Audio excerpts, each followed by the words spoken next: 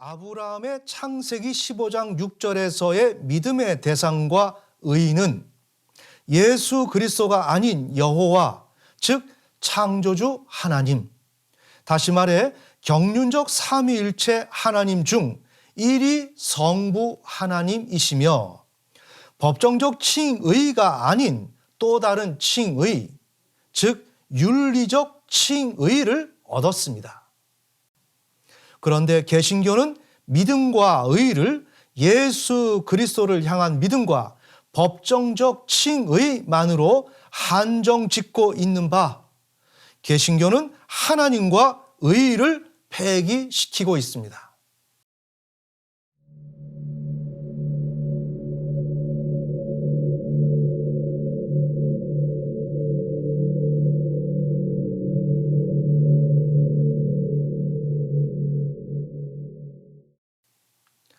과연 개신교의 구원 교리는 문제가 없는가?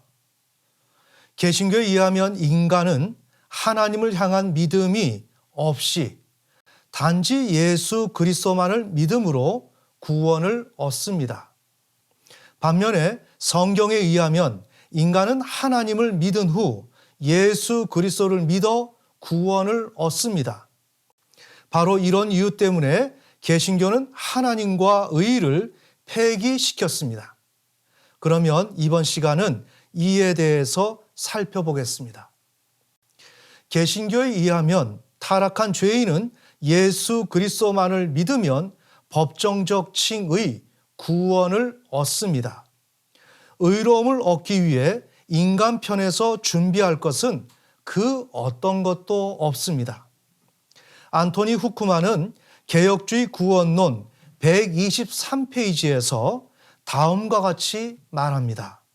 현재 개신교에서 구원은 물에 빠진 사람을 건져주는 것입니다.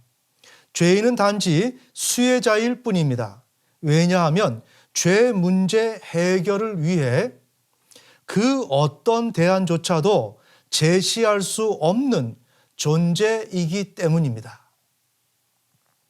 이런 의미에서 후크만은 예수 그리스도는 타락하여 불쌍한 처지에 있는 사람을 위해 오셨다라고 말합니다. 바로 이런 배경에서 개신교에서는 단지 도구로서의 믿음만 있으면 구원을 얻습니다. 아더 핑크는 이신칭의 83페이지에서 다음과 같이 말을 합니다. 웨스트민스터 대교리 문답 제73 문답을 예를 들면서 선물로서의 의는 손과 같은 믿음만 있으면 얻을 수 있는 것이라고 말합니다. 믿음은 죄인이 그리스도와 그리스도의 의로움을 받아들이고 적용하는 도구이다. 비록 이 정의는 1647년에 작성되었지만 이 주제에 관한 현대의 문헌에서 찾을 수 있는 어떤 것보다 월등히 탁월하다. 믿음을 조건이라고 하기보다는 도구라고 언급하는 것이 더 정확하다. 조건이라는 말을 대개는 어떤 혜택을 수여하도록 만들기 위한 것을 가리키기 위해 사용하기 때문이다. 믿음은 우리를 의롭다 할 근거도 아니고 본질도 아니다. 단지 복음에서 우리에게 제공하는 하나님의 선물을 받아들이는 손에 불과하다.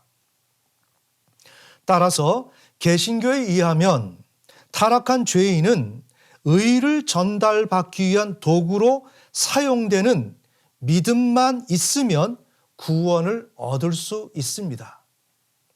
이와 같이 개신교에 의하면 물에 빠져 죄 문제 해결을 위해 그 어떤 대안조차도 제시할 수 없는 인간은 단지 하나님을 향한 믿음 없이 예수 그리스도만을 믿음으로 선물로서의 구원을 얻습니다.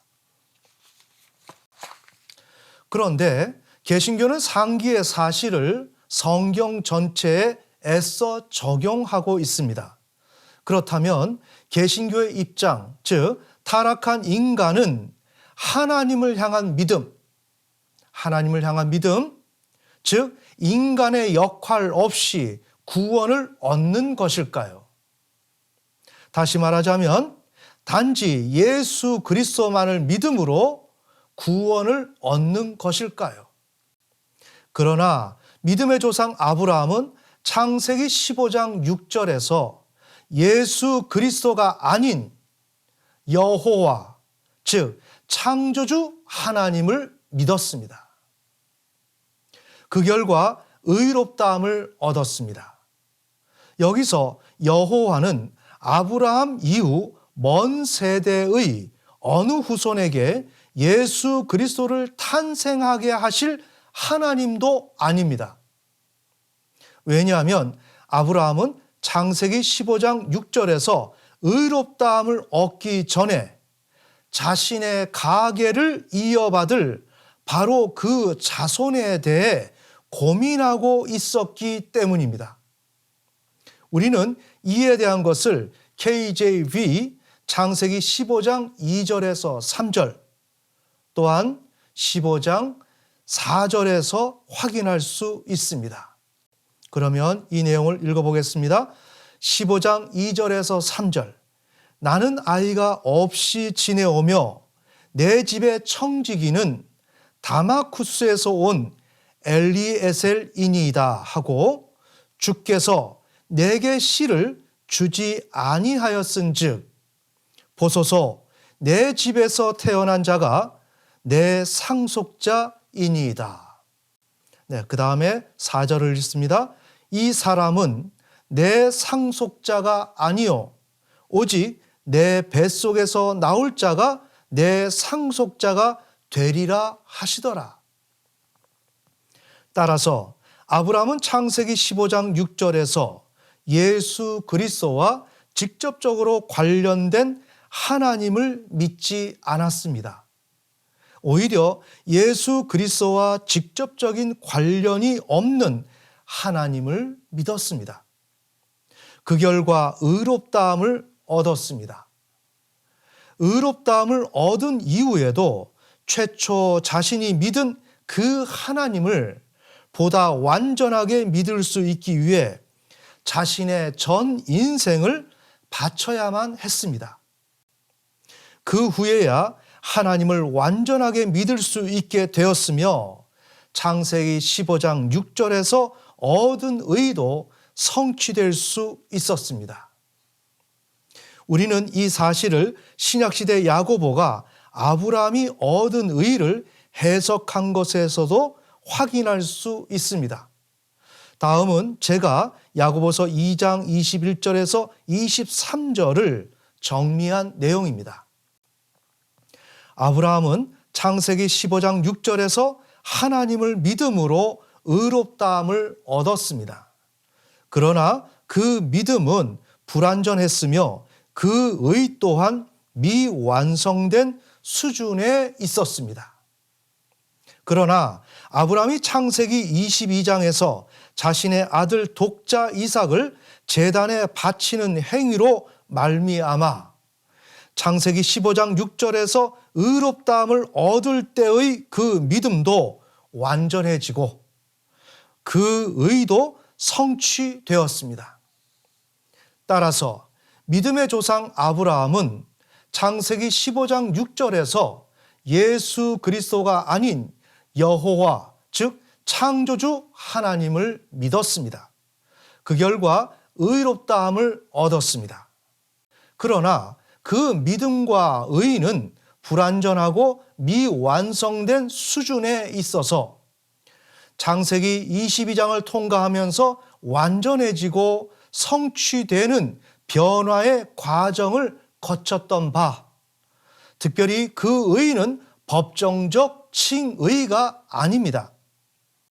왜냐하면 개신교에서 법정적 칭의는 단회적으로 성취되는 것으로서 변화의 과정을 일체 용인하지 않기 때문에 그렇습니다. 그런데 우리가 조금 전에 살펴본 내용에 의하면 아브라함이 창세기 15장 6절에서 얻은 의는 창세기 22장을 거치면서 변화의 과정을 거쳤습니다. 따라서 아브라함이 창세기 15장 6절에서 얻은 의는 법정적 칭의가 아닙니다. 이 사실은 매우 중요합니다. 자, 정리하자면 아브라함의 창세기 15장 6절에서의 믿음의 대상과 의는 예수 그리스도가 아닌 여호와, 즉 창조주 하나님, 다시 말해 경륜적 삼위일체 하나님 중 1위 성부 하나님이시며 법정적 칭의가 아닌 또 다른 칭의, 즉 윤리적 칭의를 얻었습니다.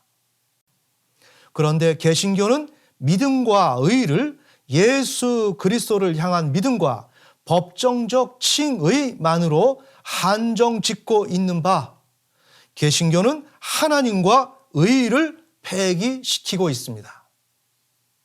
이것은 기독교 신앙에서 중차대한 의미를 지니는 것입니다. 왜냐하면 하나님 나라의 근간인 믿음의 대상인 하나님과 그 결과 얻는 의를 인간이 함부로 폐기, 조작한 것이기 때문입니다. 따라서 본 설교는 앞으로 아브라함이 얻은 의를 성경적으로 규명할 것입니다.